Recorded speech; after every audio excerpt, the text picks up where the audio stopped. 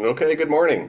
It is November 20. This is the C4 Metro Subcommittee. Commissioner Paul Savas and Councilor Brett Sherman. You are the co-chairs, and this is your meeting.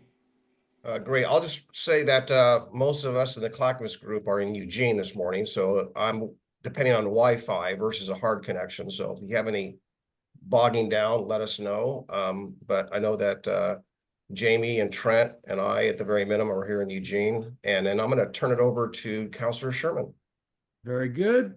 Thank you, Commissioner Samus. Very nice to see you all on this bright, not so sunny morning, but you know what? We're going to make it through the day. So, anything anybody want to share for the good of the order before we just jump right in, since I see all the faces that we know, no need for introductions.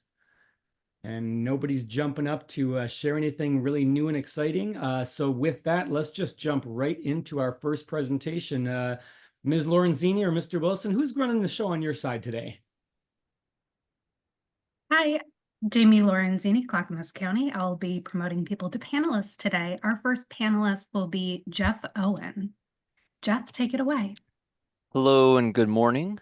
Thank you for having me. So Jeff Owen with Clackamas County, Principal Transportation Planner. So I wanted to just help provide a quick update here at the top of the meeting for the Regional Flexible Fund allocation that we often lovingly call RUFA. So sorry if I say that, the Regional Flexible Funding allocation.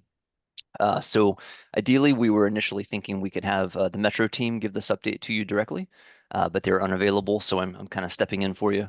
So just on the process, reminder of where we are in the process. These are flexible funds in the region, and so they are highly sought after.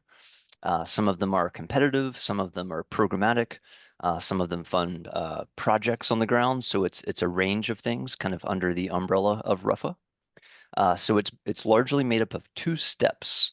And we're kind of right in the middle of the whole process at the moment that many of your staff are working towards either submitting ideas and projects for step one, which is a bonding mechanism, step 1A1, or step two, which is projects and project development for getting things on the ground around the region.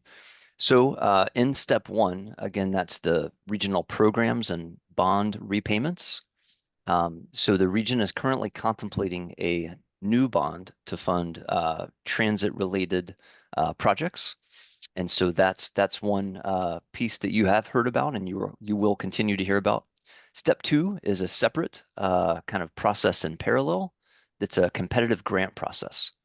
So that's the step two is the piece you've heard about here recently where there was a deadline this past Friday that got moved to this coming Friday. So many staff around the county are working hard on that. So for step one, many of the proposed step one bond projects are currently under evaluation. So those have already been kind of turned in. Folks who have turned in those projects are sitting by and Metro staff and others are evaluating and asking for information from those. So those are under evaluation currently, and we will all hear more about that into the coming months. There were two projects submitted from within Clackamas County, including a first last mile transit access along the Sunrise Gateway corridor and first last mile transit access in downtown Oregon City. Another project, the 82nd Avenue Transit Project, does extend into the northern portion of Clackamas County as well for a small length. On step two, that's what I mentioned there. That is a grant application. That deadline is coming up in 2 more days on Friday. And so there were some technical issues and the team adjusted that deadline. We should be seeing very soon a summary of step two projects that have been submitted. So that should start to show itself here in early December for the whole regional picture of how step two is shaping up. So as you look into December, now that November is rolling right along, TPAC, the technical group supporting JPAC, will receive some initial draft bond project evaluation components for step one, alongside understanding more about step two. And as JPAC convenes and and more, there will be more information known about how the overall picture of the regional flexible fund allocation programs coming together. The coordinating committees, TPAC and JPAC, will be receiving opportunities each month to help shape and give input and weigh in. The aim is to get a preferred bond scenario kind of figured out by March of 25. That would then be part of what goes into public comment review into kind of March and April. And so again, that is a little bit live as the Metro team is still putting those pieces together, but that's our anticipated timeframe. So that when the public does have the opportunity to comment, there will be that kind of comprehensive understanding of how the program is shaping up. Normally, the actual bond scenario, there's not as much of a formal process for the coordinating committee for input, but that's usually most likely going to be JPAC and council. And so there will be many windows of input and opportunities for comments, but in step 2, it's more of the formalized process. So sorry if this is getting just a little bit confusing here, but we are kind of in the middle of the regional flex fund allocation, and it does have these different components that are coming together. And so even just starting next month in December, we should start to understand much more about how those pieces are coming together and what it means for Clackamas County. So I'll pause there and just mention again that as we look into spring, that would be the public comment period. And then the aim is to have all those actions in line leading up to kind of June and July for kind of formal action. So thank you. I'll pause there and happy to try to answer any questions or comments if I can. Very good. Thank you for the information. So does that, clarity on grants would be summer of next year? Is that kind of the time frame? Yeah, so by July, it will be figured out, yes. So that Okay. public process will be occurring through the spring and all those opportunities for comment. So start of July 1, it should be all shaped up and finalized. And then availability of grant monies for utilization? It takes a little time to issue those grants and to obligate funding. So this window in front of us that we're looking at for step 2 competitive projects is actually years 28 through 2030. So it takes a little time to get everything lined up and obligated. Very good. All right. Thank you very much. Other questions, comments from the group? I'll look for hands or waves or nods or a wink. I'll pull you up if that's the case. All right. Jeff, I think you're off the hook. Anything additional to share with us today? Whoop, guess not. Sorry, I'll be coming back just a little later in your agenda for a quick TPAC update. Oh, very good. Yep, I've got you. Very good. All right. Transitioning now. Ms. Lorenzini, you want to kick off the next presenter? Thank you. Our next agenda item will be an orientation to an exciting project in the region, the Regional Emergency Transportation Routes Phase 2 project. Today, we're joined by John Merman from Metro. John Merman from Metro. John, take it away. Thanks so much, Jamie. Again, I'm John Merman, project manager from Metro for the project. This project is a joint project with the Regional Disaster Preparedness Organization, known as RDPO, and Carol Chang is the project manager from their side. The work was funded through a federal Urban Area Security Initiative grant, which was awarded to enhance regional disaster preparedness in major metro areas. This follows up on phase 1 work that the RDPO and Metro collaborated on a few years back, you might recall. And this work was called for and identified in Chapter 8 of the RTP, the Regional Transportation Plan, which was adopted last year. Can you bring up the slides, Jamie? Thank you.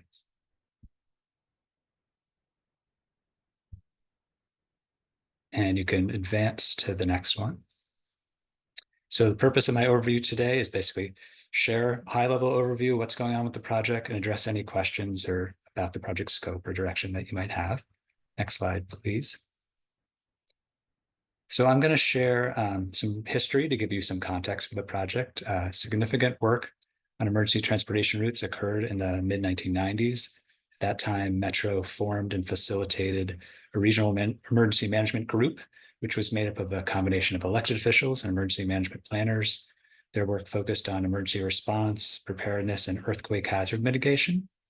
And they identified what were called emergency lifeline corridors, which are shown on this map. Next slide, please. So this group also identified the region's first emergency transportation routes in 1996 as a follow-up to those lifeline routes. These routes were defined as priority routes targeted during an emergency for rapid damage assessment and debris clearance. They were used to facilitate life-saving and other response activities. This includes transporting first responders, police, fire, emergency medical services, as well as fuel, essential supplies, and patients. The goal of designating the routes was to improve the region's emergency preparedness, minimize loss of life and property in the event of a major disaster, particularly a major earthquake. Designating these routes also elevated them as priorities for mitigation. The criteria used in the 90s to select routes was fairly simplistic. Most routes were owned by the state, relatively flat, had low landslide potential, served a major population center, and offered an at-grade alternative routing and over and underpasses. A key concern at the time was that there were many bridges in the region that are vulnerable to significant damage or collapse when a major earthquake occurs. Next slide, please. So you take that background, fast forward up to about 5 years ago, phase 1 of the regional emergency transportation route work got underway. Some of you may recall this was led by Kim Ellis at Metro and Laura Hansen at the regional at the RDPO. It added 89 new routes to the network. And now, as part of phase 2, which is recently just getting kicked off, we're focusing on prioritizing and tiering the routes that came out of that phase 1. It is important when we're talking about what's included in the scope is like what's not included. So we're not developing a regional evacuation or recovery plan. We're not establishing operational guidelines. We're not making any funding decisions on specific routes or anything like that.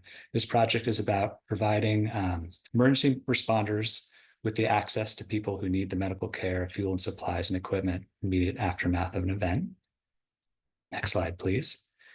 So this is showing you how this fits into the broader topic of resilience planning, because there's a lot of different things involved, as I was just mentioning, like evacuation planning, recovery planning, community resilience hubs, the technology involved with that.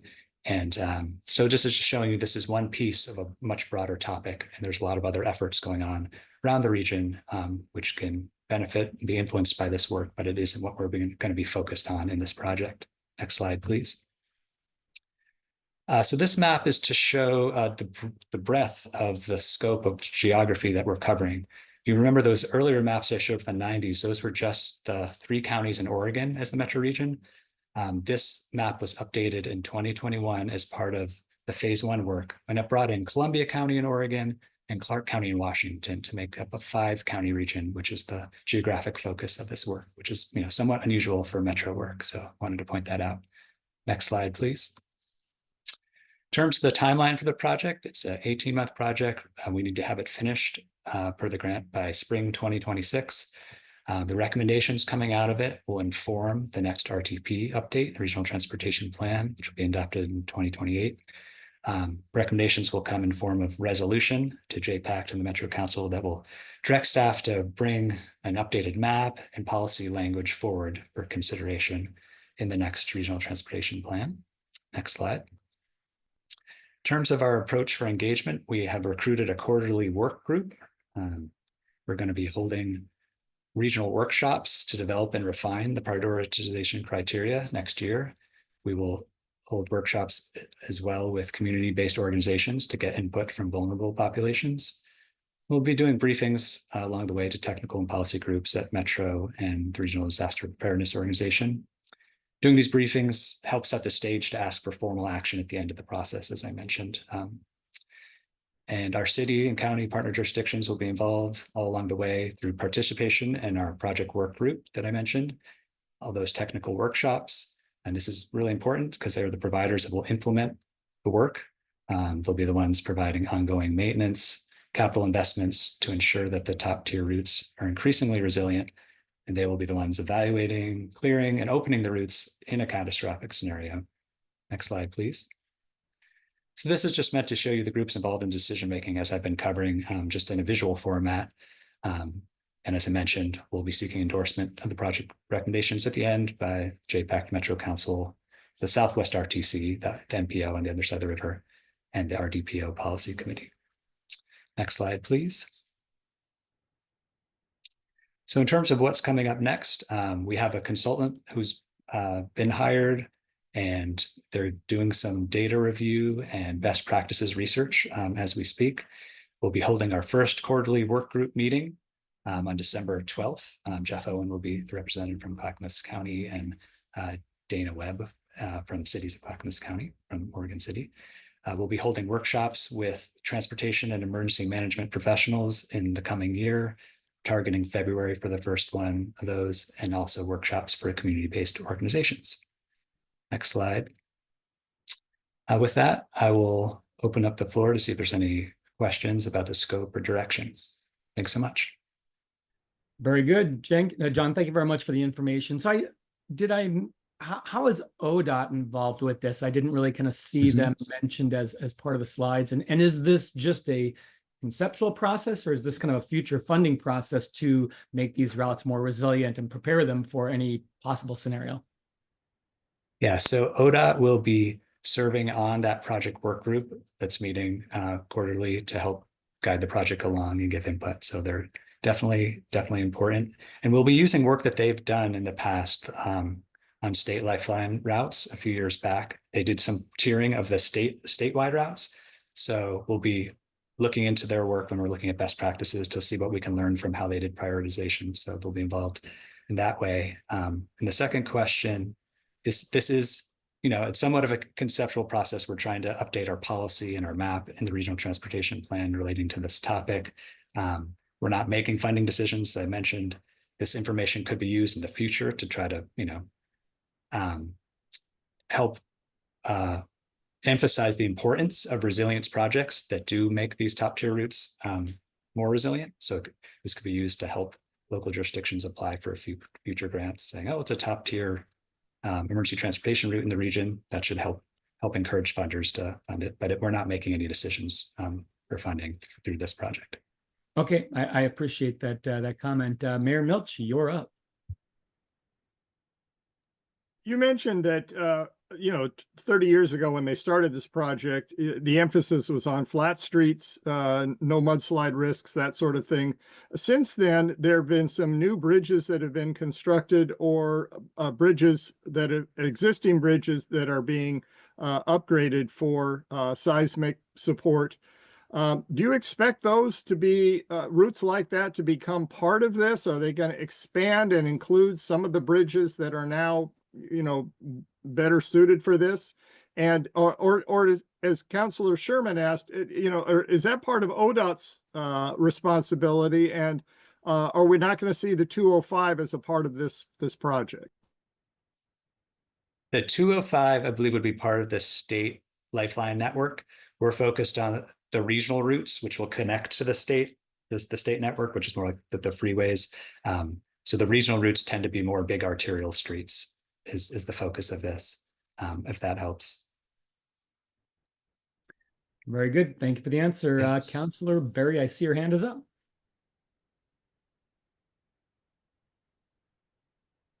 Thank you for your report. I really applaud all the efforts that have already started and that will be going into this study.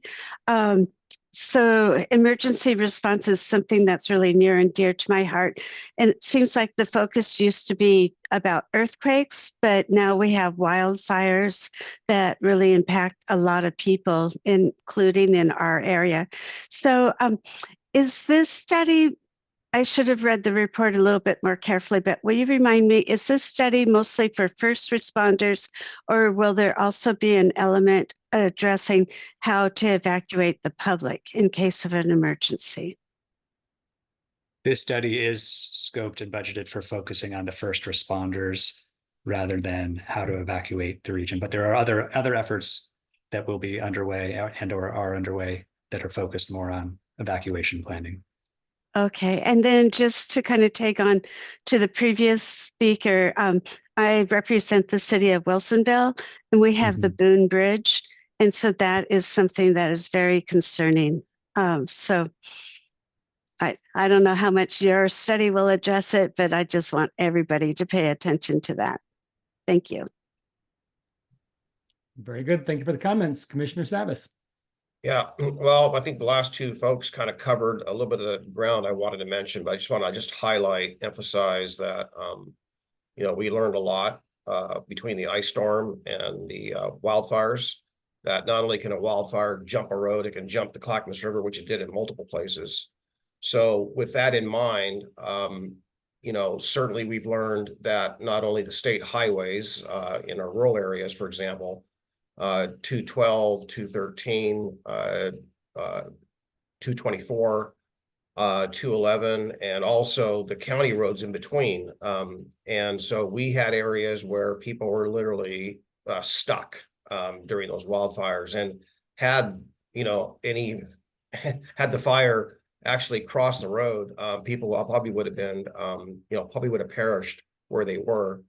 So that in mind, in the ice storm especially, you know, I'm hoping things like shoulders, road shoulders are increased, you know, for either emergency vehicles and or vehicles that have been disabled. And be mindful. The other thing we need to be mindful of is that the topography in Clackamas County is really hilly. So if you're iced, you're going to slide, and you're going to slide downhill. You're not going to slide uphill. So that's just another concern. And I appreciate all of this. I do have one question that I've really never got. I thought I had an answer last time we discussed this a few years ago. And that was, is Clackamas County, we understand what the roads are and the routes are in Clackamas County based on the 2021 data or information, but is it presumed that Clackamas County residents in the event of a Cascadia going eastwardly as an escape route would use 212 to 26, or would be suggested to go up north to 84 over to 97? I mean, how do they get from 97? I mean, what's the thought process there, John? I don't think I have a great answer for you today, since this project is focused on the emergency response in rather than getting people out. So I don't have as much background on what you're trying to get the answer for. But if anybody else does, please weigh in. But I can ask around back at Metro to see if anybody has thoughts on that. Okay, thank you. Mm-hmm. Thank you very much, Councilor Lewis. Good morning.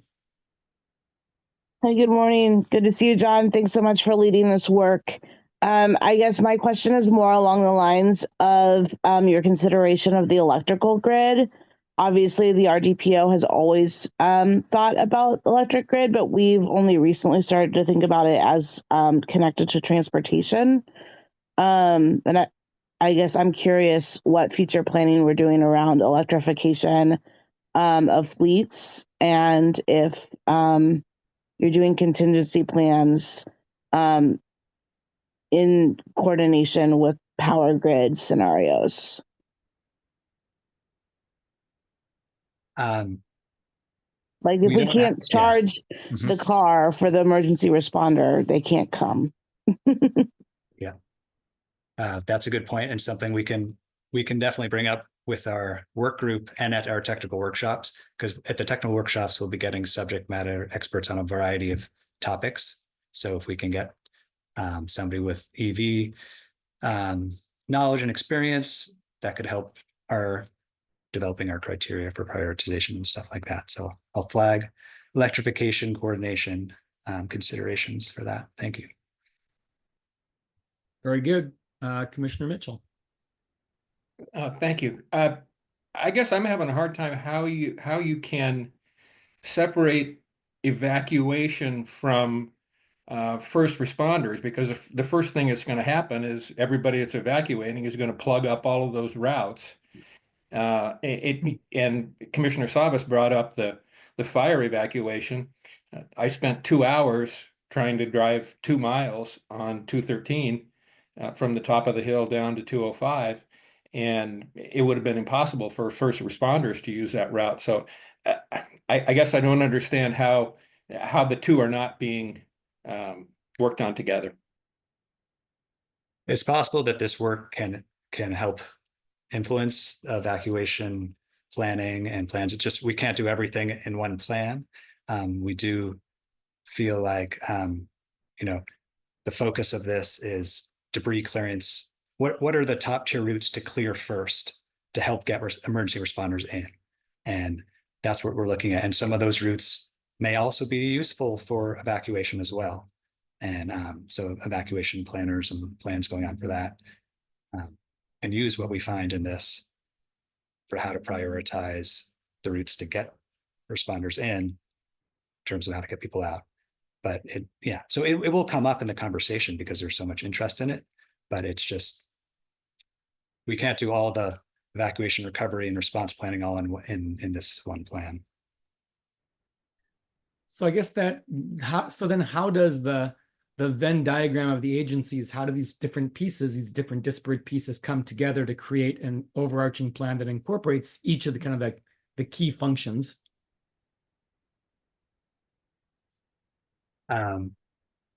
Yeah, that would probably require a region-wide, a plan of all plans for recovery and response and evacuation, like trying to look at everything all, that would be probably a much more, have a much bigger budget for that project. But it could be something you could raise that is needed. Sure. Call it, and something that we could mention in our findings is like, this is follow-up work that is needed.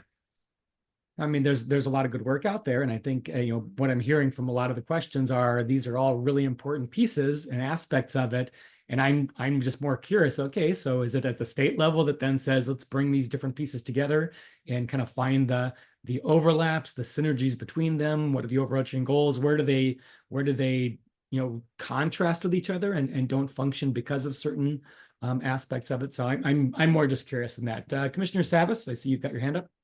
Yeah, just to respond to your question, Councilor Sherman, is that there is a body of work in those agencies, at least in Clackamas County. I believe the region as well are doing that emergency preparedness, how to respond, how to work together, who's in charge, all those kinds of things, coordination, what areas would they take a lot of debris or stuff. So there is that planning work being done separate from this. We also commissioned a committee after the forest fires to say, like an after action, what could we do? And a number of things, but relevant to this conversation this morning, these issues about the roads and the road width and the shoulders or lack thereof, or the culverts made it very difficult to clear a road, practically speaking. So that was really the biggest, one of the biggest things that from a transportation standpoint that came up.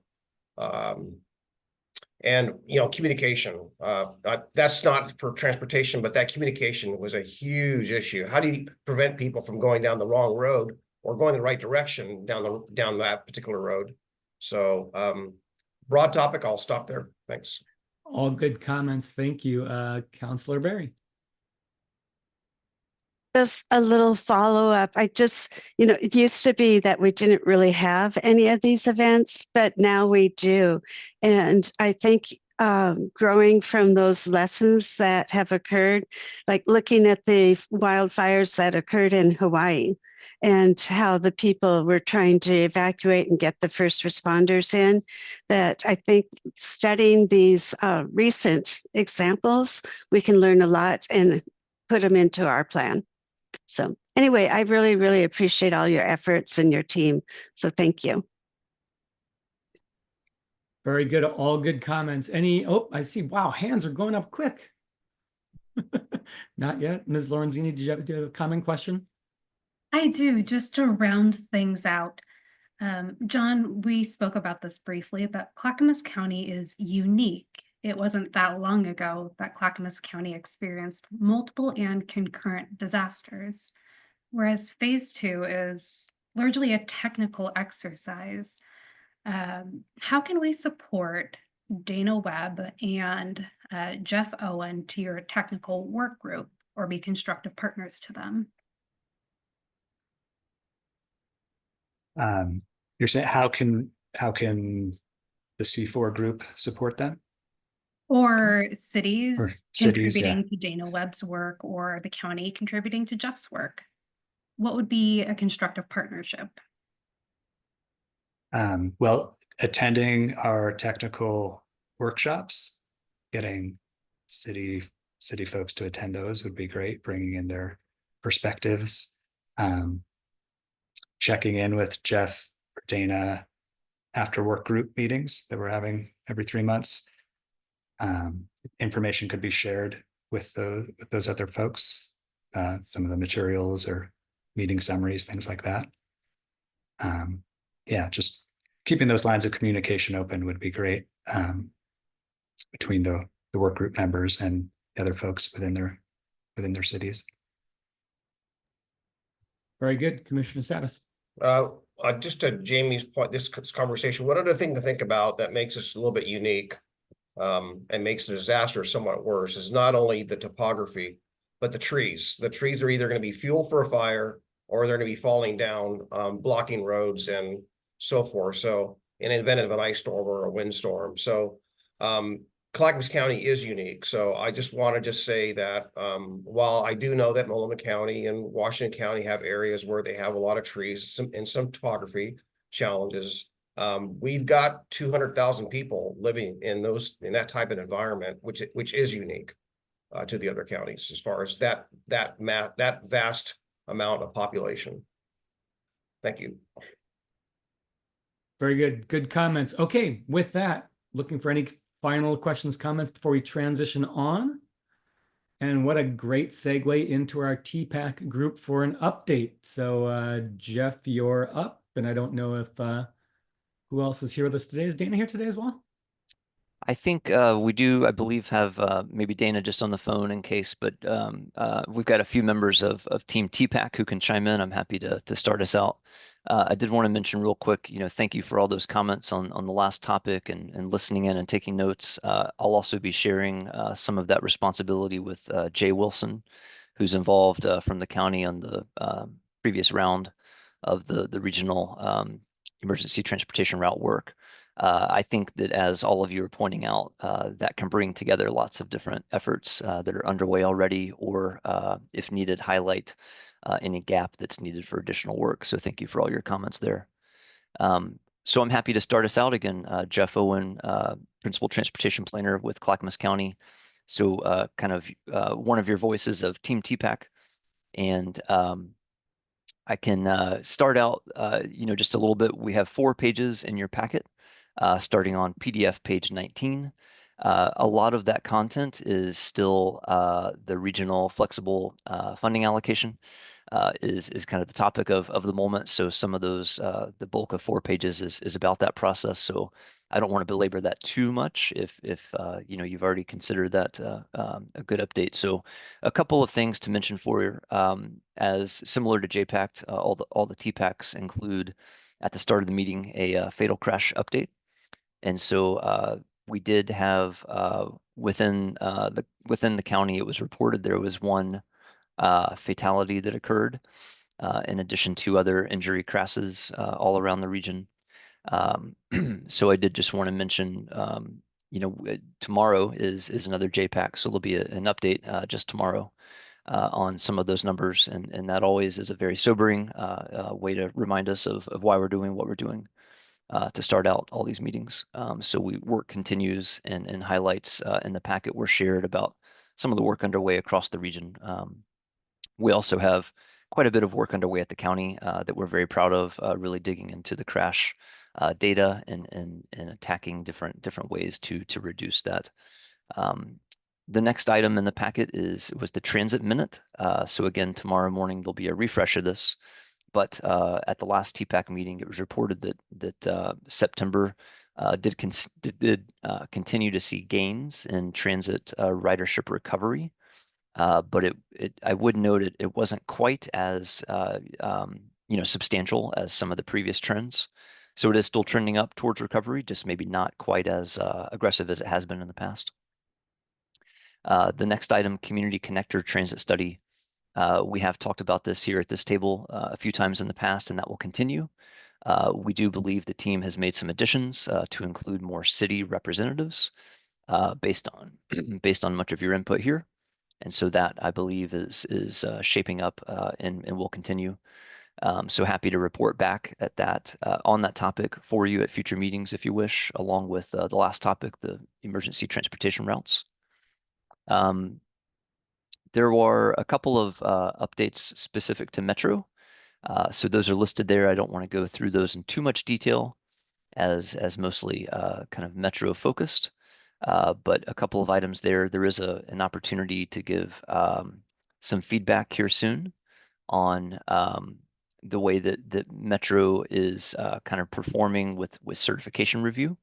And so there is an opportunity there if anyone wishes that I believe is coming open as now through December 13th. And then that work would wrap up by April. And that's a regular occurrence of what happens with the federal entities and Metro. The next bullet is a note about the IBR project, the Interstate Bridge Replacement Project. They have just closed a public comment period. And so there will be work continuing by the project team to respond back to what is likely a multitude of comments they've received. The next portion is the MTIP amendments. These are a bit of the housekeeping nuts and bolts of the way that some of the funds have to be allocated and updated from time to time. And so we did try to give you just a very quick kind of one-liner summary of some of those projects. There is a lot more detail available through the TPAC and JPAC packets if anyone wants to dig into those more. I would note the first one is within Clackamas County, where it's acknowledging receipt of a federal grant called the Safe Streets for All. If you want another acronym, you could call that SS4A for all of us that like acronyms. And so that work will be getting underway to really highlight a lot of safety efforts underway in the region. So then we pivot in the TPAC packet to the two main topics, which are the Regional Flex Fund Allocation Step 1 discussion. And so there's two distinct kind of groupings there of information. In November, again, which is now a few weeks behind us, there was discussion of the project bond eligibility screening results. And so there's a bit of information there about how the 10 projects submitted were screened. And so there's a bit of detail there if anyone wishes to dig into, and then of course we'll hear more about that coming ahead. We did put a little food for thought item in your packet to be thinking of ways, if you're interested, in how best to help refine and shape criteria and measures that speak to a broad range of nominations. So the project nominations, we're not all the same. So scoring those can be a little bit tricky for those that are evaluating the project's nominations. And so that's our kind of food for thought, is to be thinking of how that's a challenge, is how to best create and refine those criteria and different measures to speak to needs all around the region that might be a little bit different. And then I'll mention the next item is kind of an extension again about how Metro plans to evaluate the nominations in kind of a framework. And so there was a bit of discussion that you can see there in your packet that again speaks to diversity of project types. And so there was some fun discussion of thinking of maybe apples to apples or apples to oranges, and the way we might be thinking about these projects being all part of what the region needs in total, but actually making up different food groups, different ways to support transportation around the region. So we ending in the packet there on the last page, page 404, with simply some next steps that we've already kind of recapped at the front of today's meeting, getting into the months ahead. So there will be a lot of continued discussion and refinement of evaluating the Step 1 projects in the regional flexible funding allocation. And in a few more days, the Metro team will start to evaluate all of the Step 2 projects that are due this Friday. So with that, I should pause and look for any questions or welcome input from others within Team TPAC. Our information is listed there in your packet. And we are more than happy to help discuss anything now if you like, or chase down any questions we can't answer, and support our JPAC members with these efforts. Very good. Thank you, Jeff. Commissioner Savas. Yeah, well, thanks for the opportunity to chime in. Related, as we're looking towards the next RTP, but you've probably all heard discussions, probably mostly from me, perhaps, about the commute shed. I am wondering in all of this work if that is being looked at with more intensity and thoughtfulness as to how we solve our transportation problems. I mean, we have to recognize that as the large employment centers and services, that the metro region is the go-to place, and we got to calibrate the fact that people are moving away farther and farther away, where housing is more affordable, and yet driving back in every day to go to work and driving back home. So is that going to be more deliberate in this next effort in all of these arenas, transit included? That's a really great question. I can't necessarily speak authoritatively to every effort in the region, but I will I will mention, I think relative to your point, within Clackamas County, we're just about to kick off soon a transportation system plan update. And that is our comprehensive kind of long-term look ahead into the next 20 years of how people are moving all around the county, and informed by movements in the region, and the way that the county has grown since the last update, which is, I think, in 2014, 2015 or so, roughly 10 years ago. And so one effort we are getting into already is asking questions about the modeling and about assumptions, and looking at what is projected and expected. So I think it can help inform that. I do think your point is really valid.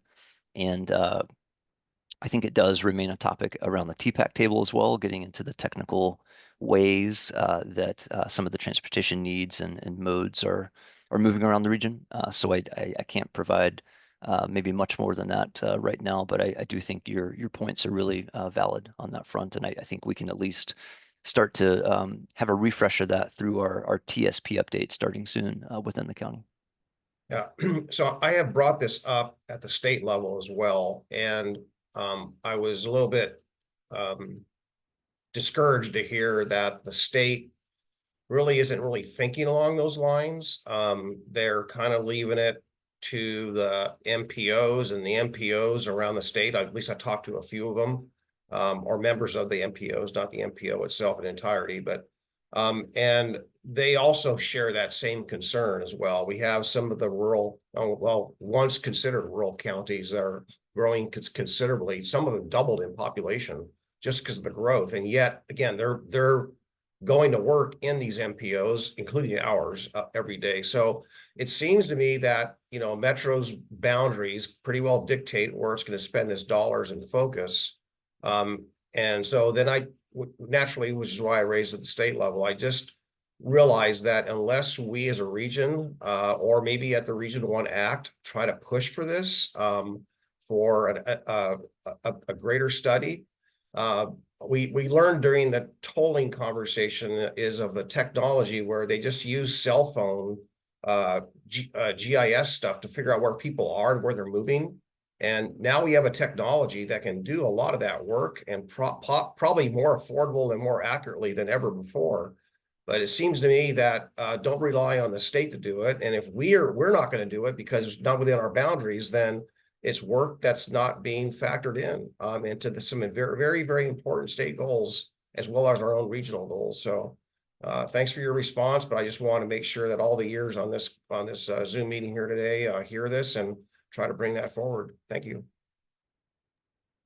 Very good, Commissioner Savas. Excellent comments. Any other questions or comments for Jeff and the team before we transition on? Very good. Ms. Lorenzini, would you like to introduce the next speaker? Yes. So far we've been talking about JPAC issues. We're now pivoting over to the impact side of the equation. Our next presenter comes to us from Metro's Housing Department to talk to us a little bit about a regional housing coordination strategy, which is a mandate under the Oregon Housing Needs Analysis Framework. The regional strategy will help to align Metro's efforts with local housing, promote fair housing, and address market barriers to housing development. Emily, thank you for joining us today. The meeting is yours. Thank you. And I think I have some slides too. Is someone available to pull those up, or should I share screen and run them? Emily, if you give me a hot second, I would be happy to pull. Oh, great. Okay. Well, while she's doing that, good morning, everyone. My name's Emily Lieb. I use she, her pronouns. I'm our housing policy director in the housing department at Metro. Jamie just asked me to come and give you an update. We are very early in the process of planning for work we will be doing on this regional housing coordination strategy next year. And we brought an update to MPAC I think it was last week. I was under the weather, so I was sitting in the audience and listening. But yeah, Jamie asked me to come and bring an update to this group. Thank you, Jamie. And if you can go ahead to the next slide. So as Jamie shared, the regional housing coordination strategy is a required element under the new Oregon Housing Needs Analysis legislation. It is a requirement that is mandatory for the Metro region. For Metro, other regions across the state have the option of creating a coordination strategy, but are not required to do so. The state requires that Metro complete this strategy within 1 year of an urban growth boundary decision. So we are looking at a timeline of completing the strategy by December of 2025. Next slide. And these first few slides really pull language directly from the state legislation. So the state describes the regional coordination strategy as a list of actions that Metro will undertake to promote the development of needed housing. And examples of what those could be include the development and maintenance of diverse housing types that are high quality, physically accessible and affordable, creating housing with access to economic opportunities, services, and amenities. It specifically calls out actions that affirmatively further fair housing. Next slide, please. And then here are some more examples, more specifically of what kinds of strategies we might be looking at. Development of resources such as funding, staff or technical support, identification of barriers to developing housing, and the coordination of local housing production strategies. So recognizing that there are I believe 18 cities in the metro region that are required to create housing production strategies. Much of this work will be looking across those local strategies to see, what are the kind of similarities, what are the differences, what are the gaps and needs identified in those strategies. In the strategies we've reviewed so far, Metro is identified in some of those as potentially playing a role. So it will be a process to really, I think, identify how we can add value and support the implementation of those strategies and what makes sense in terms of our regional coordination. Next slide, please. So the state also calls out specific areas of analysis that need to be included in our strategy, and those include socioeconomic and demographic analysis, which is work that will really build on some of the analysis that was completed as part of the urban growth management report. There will be an analysis of market conditions and market barriers to new housing, an inventory of measures implemented by Metro to date to support housing production strategies, an inventory of barriers to housing, and finally an evaluation of potential strategies to be included in the final plan.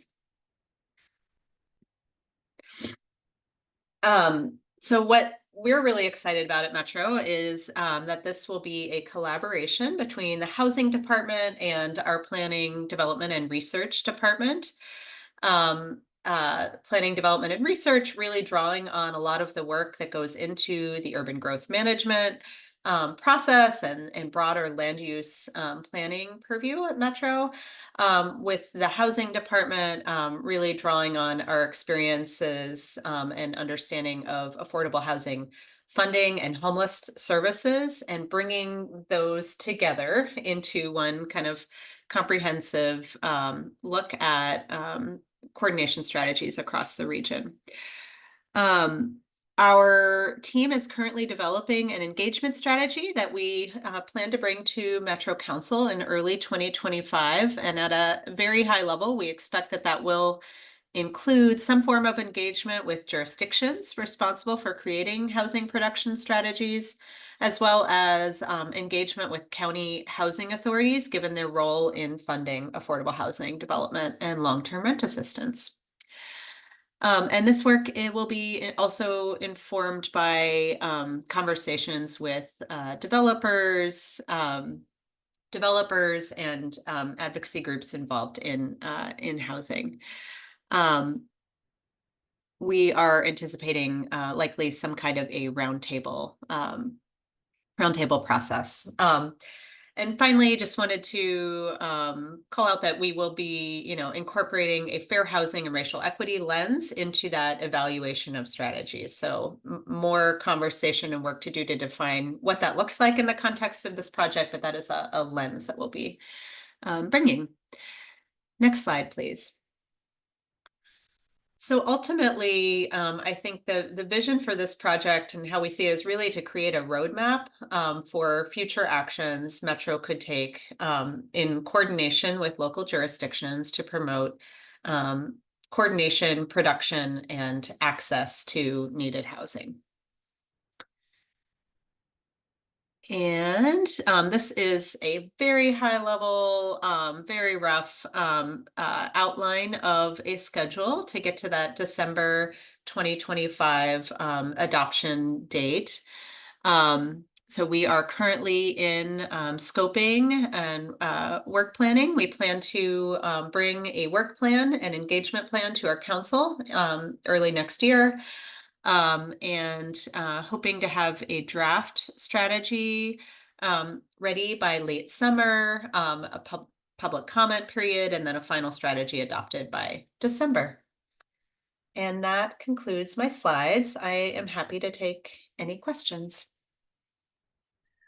Very good. Thank you, Emily, for the presentation. Appreciate that. And so we at Happy Valley, we actually did our housing production strategies meeting yesterday, our state mandated strategies meeting. And in reviewing 20 different options in our toolkit to increase housing production, it became, at least to me as a layperson, very evident that really the vast majority of what we're talking about is just cost shifting. We have limited resources and unlimited needs.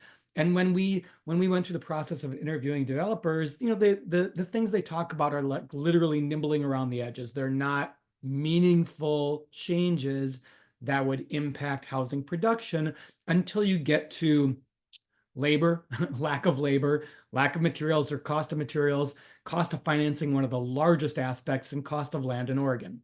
And so whenever we're talking about things like eliminating SDCs for affordable housing production, that just shifts the cost into the existing residents to pay for the infrastructure that we're already covering less than half the long-term cost of. And what good is it to build a house if you can't flush the toilet ultimately? So as we look forward to kind of this coordination of strategies and coordination, how do we kind of look at that overarching need? And then, I mean, obviously we want to optimize the process at the local level to make sure that we're all getting the best bang for the buck. But how do we address that larger financial need? And again, as a layperson, what I'm hearing from the state is, hey, cities, you guys need to figure this stuff out and build more houses. And we have no money for you to help with that process. Am I just a skeptic and or just a negative Nelly? Or help me feel better about this, Emily?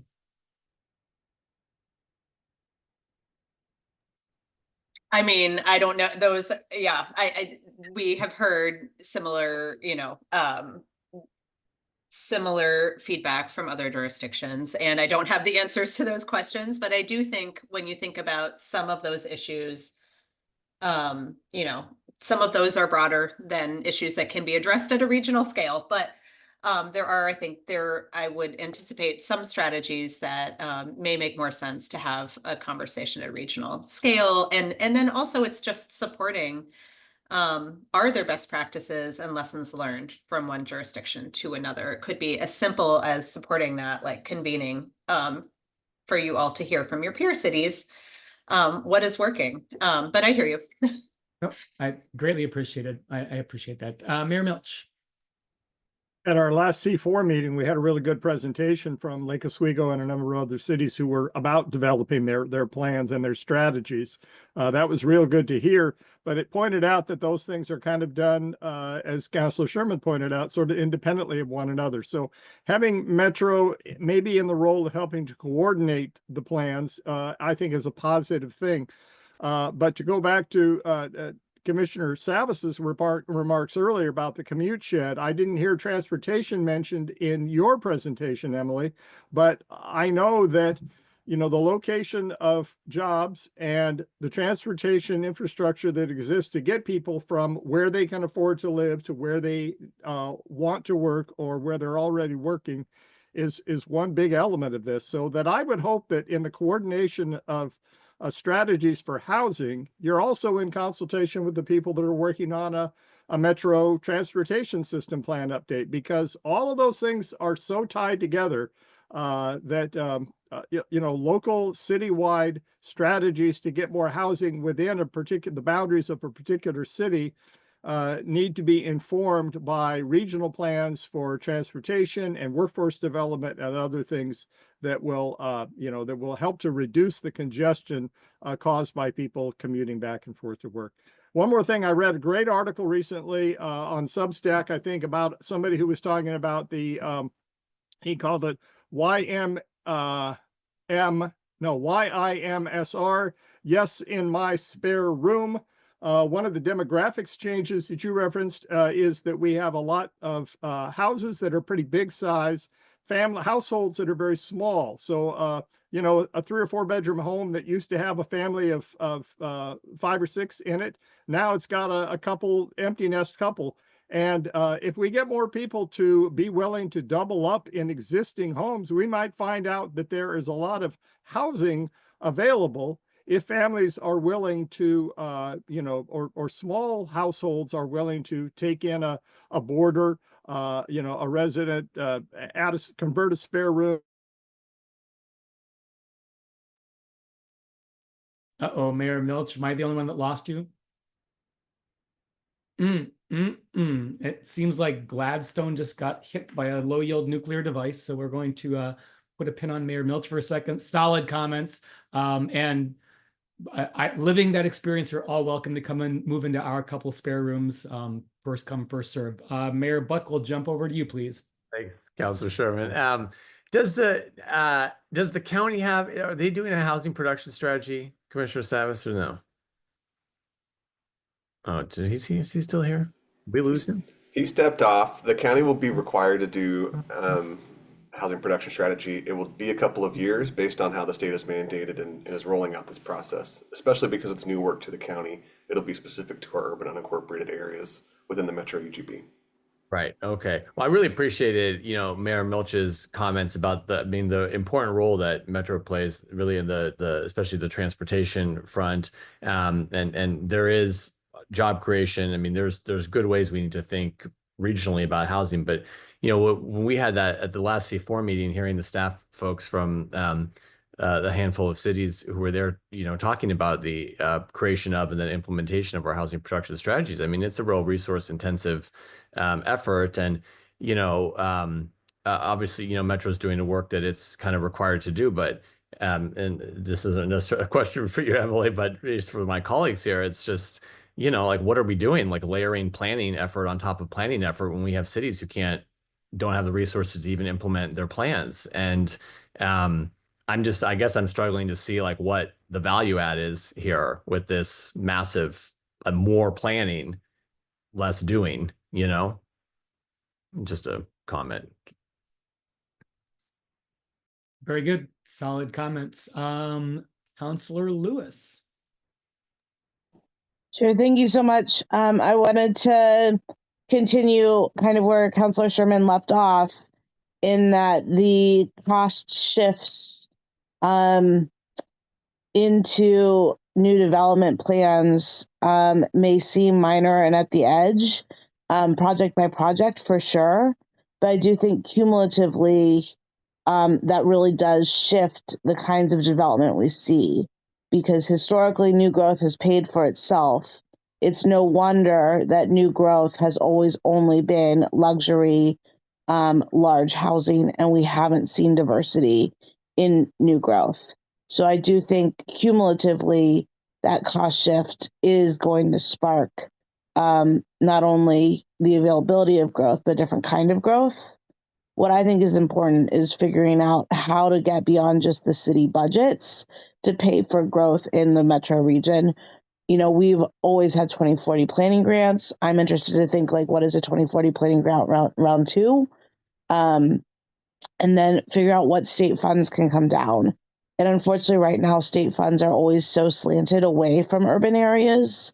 And, when you look at the population within the metro area, we should be competitive for 40+% of almost any pot of money. And there are a lot of pots of money that it's 60-40, or I heard of one lately that was 80-20, 80% rural, 20% urban. So I think we really got to go down in Salem and say, look, if you want to see us making progress, we got to have a fair shot at 50% of these funds. So yes, it is a cost shift. And yes, I want to figure out how Metro can be part of it, but I do think that cost shift cumulatively with state resources added is more significant. It's not just around the edges. Nope. Solid comment. And really my point was more about, you're right. Each and every aspect of a small, differential can make a big difference ultimately. And really what we're seeing, like even in Happy Valley with our building, I think the comment was made that Happy Valley is like 80% single family homes, 20% multifamily, but the building over the past few years to address the issue has been more multifamily than single family. Problem though is it's market rate. And so they're not affordable. Well, they're lowercase a affordable, not capital A affordable. Yeah, and so that's where I guess as a government entity, sometimes we are going to have to be more heavy-handed and dictate what's going to be built, because developers will only build what they can make maximum profit on and what they have maximum demand for. So, Mr. Sarah, you're up.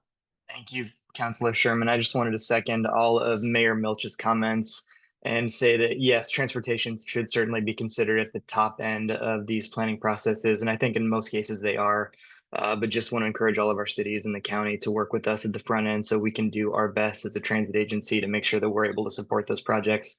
As Councilor Sherman well knows, we can often run into challenges like we did at Good Shepherd Village, where there's a great project that goes in, but it's not designed or located in a place where we are able to serve it with our services in the way that it's laid out. So obviously cities and counties don't have control over all of those aspects, but the earlier we can get involved, the more we can do to try and help out with situations like that. So I just wanted to second the mayor's comments. So thank you. Excellent comment, John. And I think you're right. It's a project like Good Shepherd is a great example of a project that would not have been done had it not been for free land.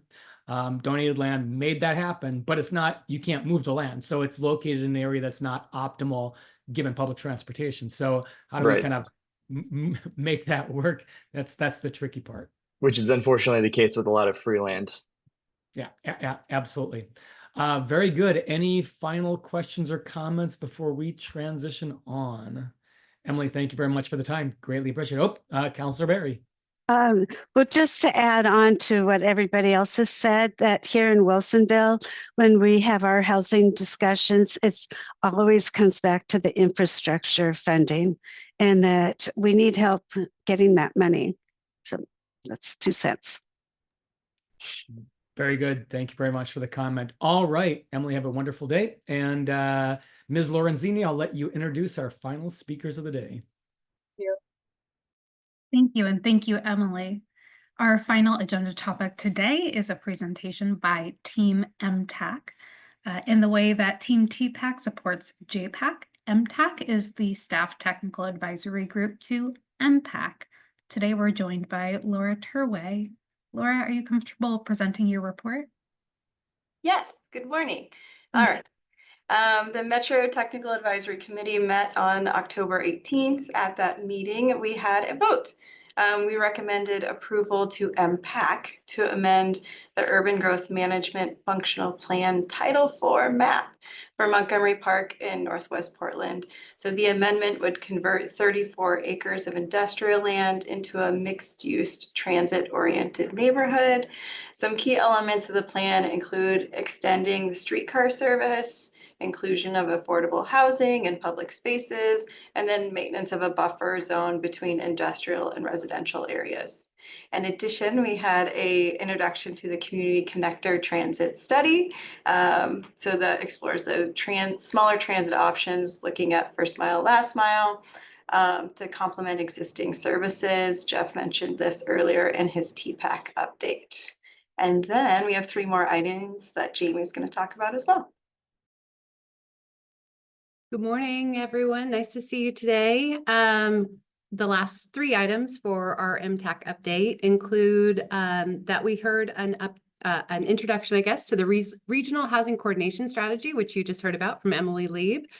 That work is, as she said, mandated by the Oregon Housing Needs Analysis work that's going on at the state level. And so we're interested in learning more about how we'll be engaged in that conversation. As Emily said, it's early on. So we're asking a lot of questions and looking forward to partnering with Metro on this work. The other update we received was something called the Metro Cooling Corridor Study, a new study. So we are also learning about this. This is some analysis that is going on right now to understand and map cooling infrastructure and urban heat islands to improve climate resilience. This is a process that's going on. It's a very technical exercise being led by some staff from Metro. Our team is also leaning in on that a little bit to understand what it is and how it will impact the plans that are being developed right now, like the vision process that's going on right now at Metro, as well as the next update to the regional transportation plan. So we'll have more information for you on that as we continue to learn more. Our November MTAC meeting was canceled. Our group will meet again in December. And that is it for the MTAC update. Very good. Thank you for the information. Actually, I do have one question. I don't know, Laura, if this is for you or for Jamie, but so yesterday we had our MPAC coordinating committee meeting, and we were talking about that Montgomery Park change. And one of the concerns, as we're going to be reviewing that, it's coming to MPAC for approval and forwarding to Metro. Question came up about that kind of loss of industrial land in that area and whether that's problematic. And is it a reasonable trade-off, and how does that work? Help me feel better or help me understand kind of the process there and whether or not that should be an issue that we should be aware of as we move forward to make that determination. That is a good point, and it was an item of discussion at MTAC as well. We know from recent studies that we do have extra industrial land, but it's just not developable. Jamie's shaking her head, noting that. According to the math, right? It says there's land, but it's not flipping. And so what does that mean? So within this, MTAC was really looking at the context of the site and what made sense in the broader view, and then also supports further study to figure out what to do with these industrial lands and really retuning how we look at industrial lands. This topic came up during the urban growth boundary discussion too. There was recommendation to create further studies to look at our industrial land supply. Do we have enough? Are we doing this math right when we were doing these studies or these analysis? What are barriers to allowing these projects to switch? Are there problems that we can help address? So good topic, valid point. All is true. Yes, it's a good location and it's a good project. Industrial land is hard to develop, but there is on paper a fair supply. So lots to consider. Okay. And it did, I mean, it did seem I'm not terribly familiar with that area, but it seems like any opportunity to increase housing production, move the streetcar up in that direction to take people off the roads, create jobs in the area. It all seems like those are trade-offs, and you have to weigh the pros and cons of those trade-offs. And it seemed like that'd be a reasonable trade-off. Ms. Stasny, please. Just wanted to build on what Laura shared. I have recently learned that the urban growth report, the expansion process for the UGB in Sherwood will all be approved in December, but Metro staff will be coming back to their council in January to have a discussion about the other items that were raised through the process that required more evaluation and maybe analysis, including, as Laura mentioned, this idea of having some kind of a work group around industrial lands.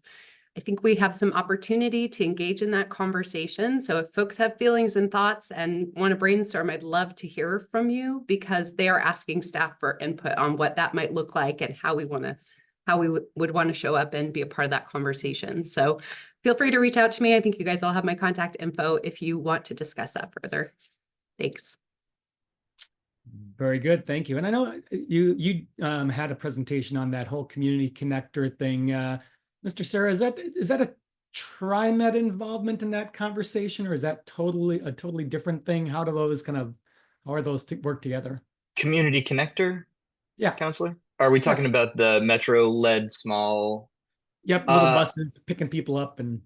That is a Metro-led effort at this point. I'm sure that we are coordinating with it, but that's their effort. Okay, very good, thank you.